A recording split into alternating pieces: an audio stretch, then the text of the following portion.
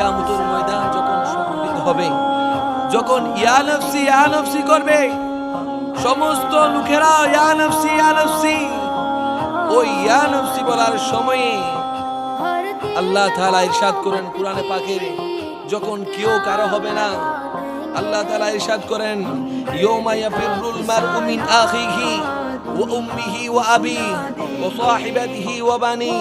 লিকুল্লি ইমরিইম মিনহুম ইয়াউমা ইযিন শাআনু ইউগনি। অর্থাৎ প্রিয় হাজিরিন, আল্লাহ তাআলা কোরআনে পাকের মধ্যে ইরশাদ করেন ইয়াউমা ইয়াফিরুল মারউ মিন আখিহি, সেদিন মানুষ তার ভাইকে দেখে পালিয়ে যাবে। কিয়ামতের ময়দানে মানুষ তার ভাইকে দেখে পালিয়ে যাবে, ওয়া উম্মিহি ওয়া আবি, এবং নিজ মাকে দেখে পালিয়ে যাবে, নিজ বাবাকে দেখে পালিয়ে যাবে, ওয়া সাহিবাতিহি ওয়া বানি, নিজ স্ত্রীকে দেখে পালিয়ে যাবে, ওয়া বানি।